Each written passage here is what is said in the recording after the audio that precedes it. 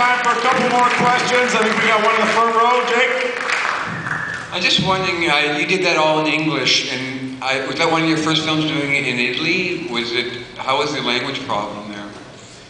Or was there a language problem? Well, everything was, there's so much noise going on all the time in Italy. People are singing arias, people are making shoes, you know, so there is no direct sound. And I mean, in my experience in those years, there was never direct sound.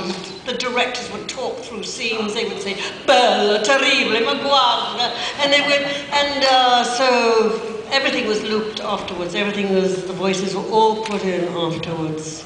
And sometimes we worked in Italian and sometimes we worked in English. And in terms of Black Sunday, well, I just arrived in Italy, so it must have been in English. I was speaking English, sorry. Yes. All right, we got another one way here at the back. Okay, we got one in the back. How do you end up getting the role in Fellini's 8½? Sorry? What was that, Jake? How did you end up getting the role in Fellini's 8½?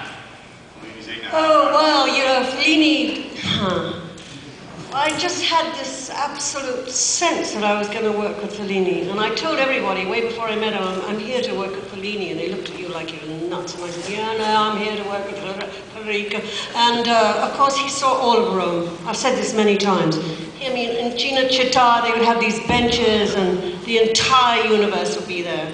You know, every priest, every hawker, every hairdresser, every waitress, everybody's wife, he said there for hours, and he would see them. This was his favorite part of making a movie, because he was so intimately interested in the human psyche, and he would sit there and draw people's stories out of them in the most conspiratorial way. He didn't give two hoots whether you'd made another movie, whether you'd studied acting or anything else.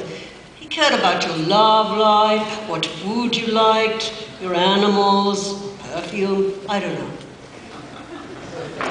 Et voila. All right, we got time for 2 more questions. Okay, we got one right here. I'm dying to know about the makeup. How have you transformed from different ages? How is that done, with different lighting, or how's it done? Oh, well, makeup artists, Italians are very visual people, and I think they have the best cinematographers in the world. They do. They have the most extraordinary cinema. And plus they have the most beautiful light. But that is not answering your question. The makeup guys were always great. They had great, very gifted makeup guys. They were all artists. And basically it was the makeup. I don't think it was the light, no. I think for the most part they just had wonderful makeup men. And very nurturing makeup guys. All right, final question. Final question, we got Curtis over here. You've worked with Roger Corman on The Pit and the Pendulum. Yes. What was that? Where is Roger? Yeah, where is Roger? That's right. How was it? I love Roger, and he's going to be here tomorrow at the show, so you should all come and see him. He is beautiful, he looks beautiful, and he hasn't changed an inch, you know. All right, well, thank you all for coming out. Truly magical event. Barbara Steele, everybody. Festival Affair. Thank you very much. Don't forget Sunday night, Udo Kier at the Bloor Cinema. Diabolical Revelations. Thank you all for coming out. Have a great night.